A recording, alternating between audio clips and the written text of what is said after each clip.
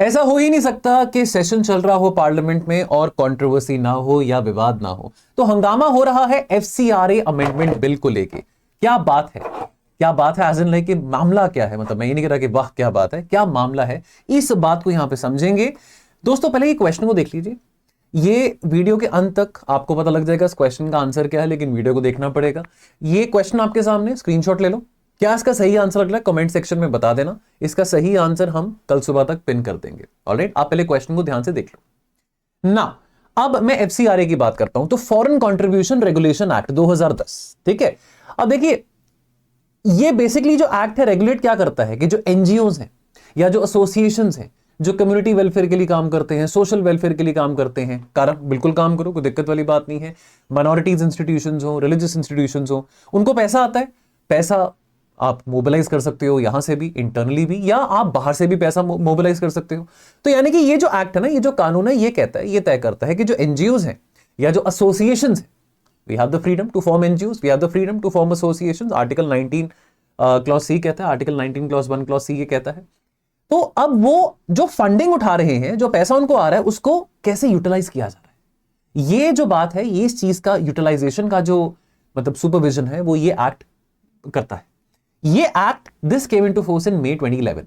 Purpose क्या था? Purpose ये था कि भैया जो पैसा आ रहा है, फॉरेन फंडिंग से पैसा आ रहा है, फॉरेन डोनेशंस आ रही हैं, कहीं से भी पैसा आ रहा है, क्या वो पैसा एंटी नेशनल एक्टिविटीज के लिए इस्तेमाल तो नहीं हो रहा है? क्या वो नेशनल इंटरेस्ट को हार्म तो नहीं कर रहा है, नेशनल सिक्योरिटी को हार्म तो नहीं कर रहा है? इस बात को रोकने के लिए, प्रिवेंट करने के लिए, प्रोटेक्ट करने के लिए ये पर्पस था इस एफसीआरए एक्ट का। इसको 2010 के बाद 3 बार अमेंड किया गया है, 2016 में, 18 में, 2020 में। एट प्रेजेंट 16,000 रजिस्टर्ड एसोसिएशन हैं एज पर दी एफसीआरए, जिनको लगभग 22,000 करोड़ रुपया एनुअली आ रहा है मिला के इन 16,000 रजिस्टर्ड एसोसिएशंस में। Not each but total in 16,000 associations में 22,000 करोड़ रुपया आ रहा है। अब बेसिकली जो अमेंडमेंट हुआ है, अब यहां पे अमेंडमेंट में एक लीगल गैप को एड्रेस करने की कोशिश करी गई है, managing seized FCRA accounts. Now the amendment is filling a legal gap कि what happens to the foreign funds and the assets जब एक एफसीआरए सर्टिफिकेट कैंसिल कर दिया गया है, सरेंडर कर दिया गया है या लैप्स हो गया है। अब वो एफसीआरए सर्टिफिकेट की जो वैलिडिटी है वो भी लैप्स हो सकती है, उसको रिन्यू कराया जाता है, कैंसिल हो सकता है कि आपका एफसीआरए सर्टिफिकेट कैंसिल कर दिया या आपने वो सरेंडर कर दिया टू द गवर्नमेंट ना। अब ये जो एफसीआरए सर्टिफिकेट है, ये क्या है? ये एक रेगुलेटरी मैकेनिज्म है इंडिया में, जो कि डिजाइन किया गया है to manage the receipt and the use of the foreign funds by the NGOs, by trust, by societies or by any section 8 companies or in some cases even individuals or political parties। अगर इन सबको किसी किस्म का कोई foreign funding हुई है, चाहे आप एनजीओ हो, चाहे आप कोई सोसाइटी हो, चाहे आप सेक्शन 8 के तहत कोई आप कंपनीज एक्ट सेक्शन 8 के तहत कोई कंपनी हो, या कोई इंडिविजुअल या पॉलिटिकल पार्टी हो, तो ये जो एफसीआरए सर्टिफिकेट है ना, इंश्योर करता है कि जो फॉरेन कंट्रीब्यूशन, जो फॉरेन फंडिंग आपको मिली है, वो आप किसी लेजिटिमेट यूज के लिए इस्तेमाल कर रहे हैं। जैसे कि सोशल पर्पस हो सकता है, कल्चरल पर्पस हो सकता है, एजुकेशनल पर्पस के लिए, इकोनॉमिक डेवलपमेंट के लिए, या इवन रिलीजियस पर्पसेस के लिए भी। और यही देखा जाता है कि भैया ये जो पैसा आ रहा है बाहर से, इसका मिसयूज तो नहीं किया जा रहा, जो कि नेशनल सिक्योरिटी या नेशनल इंटरेस्ट को इंपैक्ट कर सकता है। अब ये जो अमेंडमेंट बिल में जो प्रोविजंस लेके आने की बात करी है, उसमें सरकार ने अपॉइंट करा है designated authority. Designated authority appoint करने की बात करी है, सरकार के द्वारा एक डेजिग्नेटेड अथॉरिटी अपॉइंट किया जाएगा, जो कि सुपरवाइज करेगा फॉरेन फंड्स को और एसेट्स को, राइट, जिनका एफसीआरए सर्टिफिकेट कैंसिल हो चुका है, वापस दे चुके हैं, सरेंडर कर चुके हैं। जो डेजिग्नेटेड अथॉरिटी है वो मैनेज करेगा या उस इंस्टीट्यूशन के, ट्रस्ट के, सोसाइटी के, एनजीओ के एसेट्स को ऑपरेट करेगा जब तक उसका ये सर्टिफिकेट रिस्टोर नहीं हो जाता। And in the case of the place of worship, in the case of a place of worship, जो रिलीजियस कैरेक्टर है, that has to be maintained even if as per the amendment that place of worship या उस place of worship के जो assets हैं, that is being managed और operated by this designated authority. यानी कि सरकार ये कह रही है कि ये टेम्पररी मेकशिफ्ट अरेंजमेंट है, परमानेंट नहीं है। जैसे ही इस टेंपल को, इस गुरुद्वारे को, चर्च को, एनजीओ को, सोसाइटी को, कम्युनिटी वेलफेयर ऑर्गेनाइजेशन को, सो कॉल्ड इन सभी चीजों को अगर जब इनका एफसीआरए सर्टिफिकेट मिल जाएगा, तो भैया जो डेजिग्नेटेड अथॉरिटी है that would cease to exist. और जो एसेट्स हैं किसी भी इंस्टीट्यूशन के, किसी भी ऐसी बॉडी के, एनजीओ के, they will have to be returned to the organisation जब उस ऑर्गेनाइजेशन का, रिस्पेक्टिव ऑर्गेनाइजेशन का FCRA सर्टिफिकेट रिस्टोर हो जाता है। नाउ अब ये अमेंडमेंट इंट्रोड्यूस क्यों करा? देखो, ऑपरेशनल और लीगल गैप्स एग्जिस्ट कर रहे थे in the post cancellation framework.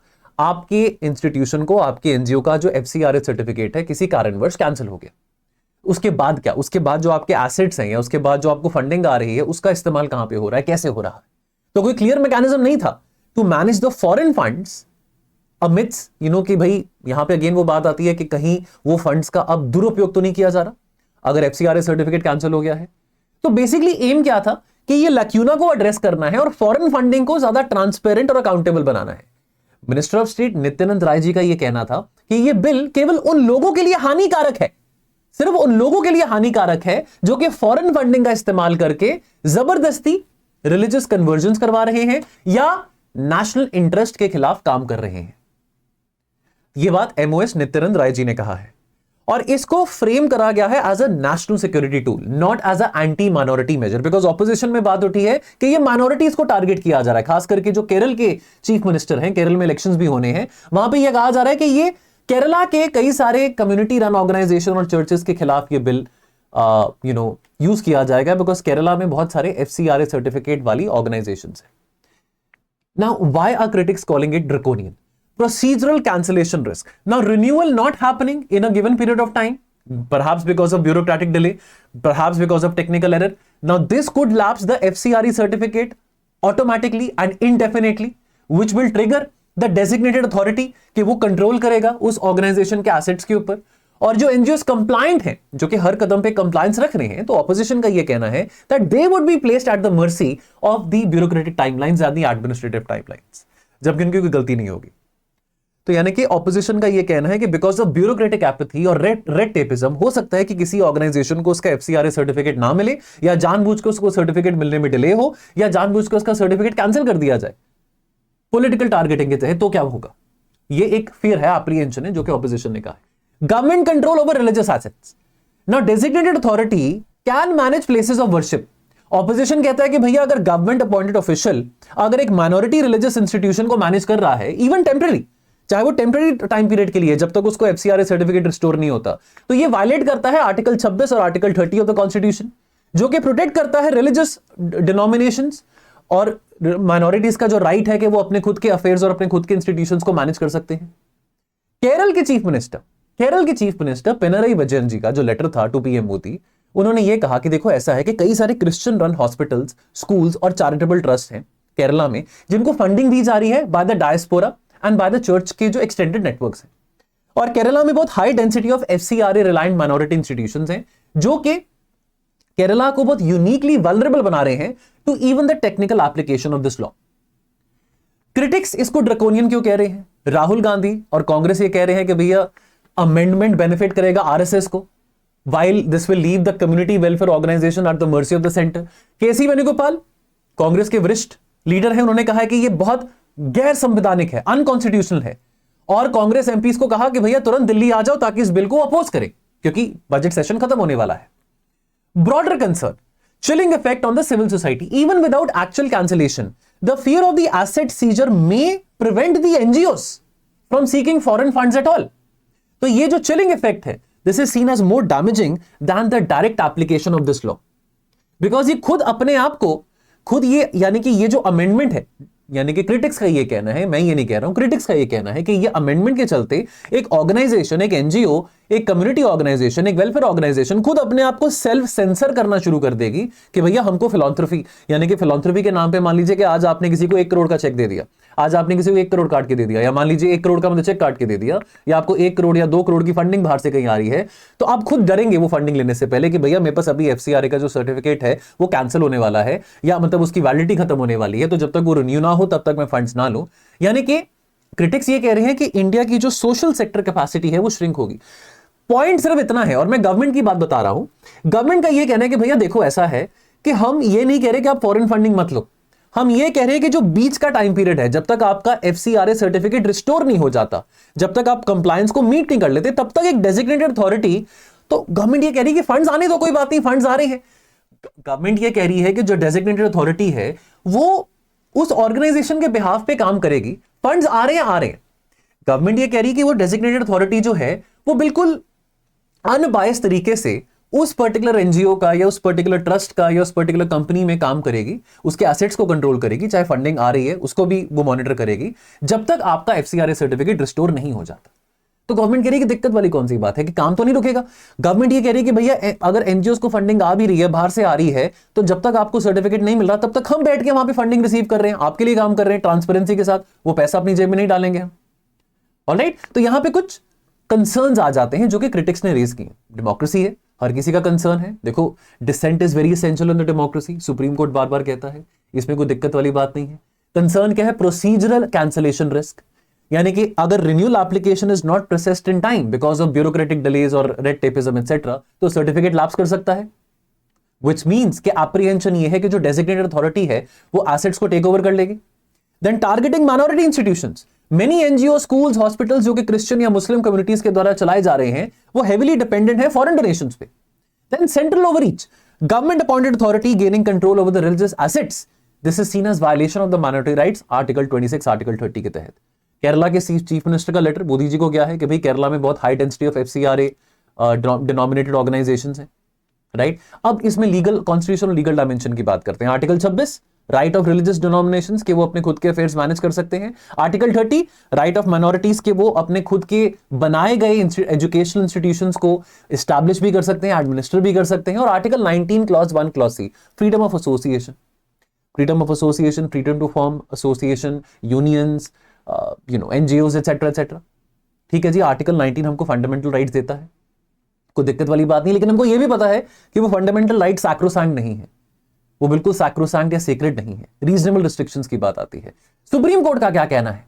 देखो, सुप्रीम कोर्ट ने 2021 की बात है, Noel Harper versus Union of India, यह कहा था कि सुप्रीम कोर्ट ने एफसीआरए की अमेंडमेंट 2020 की अपहेल्ड करी थी और यह कहा था कि रिसीविंग फॉरेन फंड्स ये कोई फंडामेंटल राइट नहीं है। बहुत इंपॉर्टेंट बात है, प्लीज नोट कर लेना। जो अमेंडमेंट 2020 में एफसीआरए एक्ट में करी थी, उसके तहत जो मुद्दा सुप्रीम कोर्ट में गया था, सुप्रीम कोर्ट ने कहा कि फॉरेन फंड्स रिसीव करना कोई आपका संवैधानिक राइट नहीं है।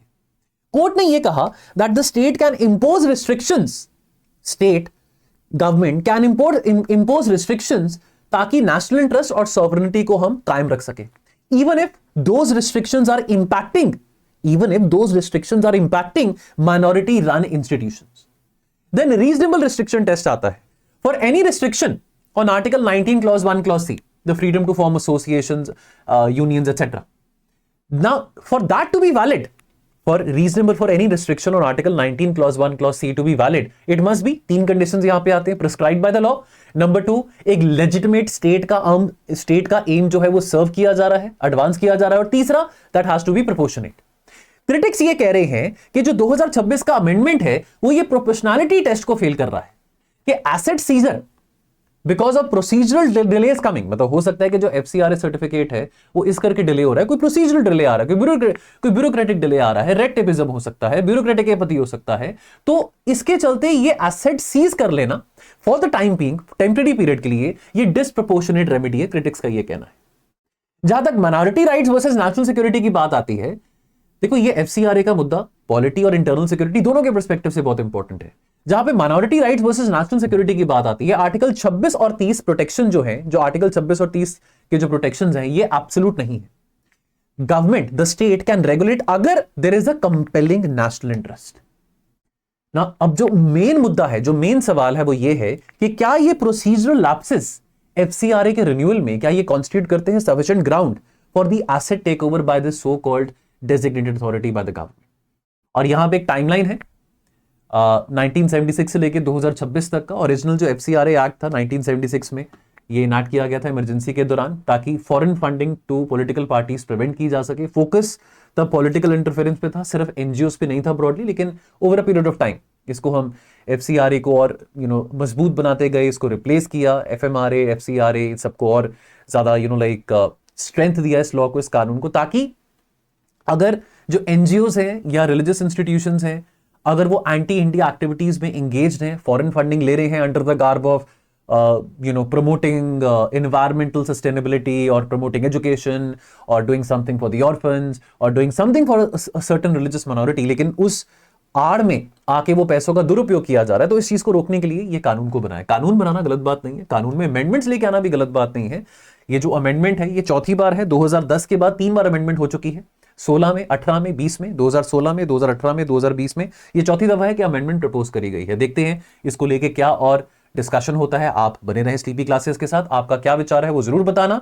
बाकी दोस्तों टोल फ्री नंबर पे कॉल जरूर करें। इस वक्त हमारे काफी कोर्सेज पे डिस्काउंट भी चल रहा है, डिपेंडिंग अपॉन आप कौन सा कोर्स लेना चाहते हैं, चाहे वो प्रीलिम्स का हो, चाहे वो फाउंडेशन का हो। Please do enrol into the courses and we would be very eager to serve you all. Thank you so much.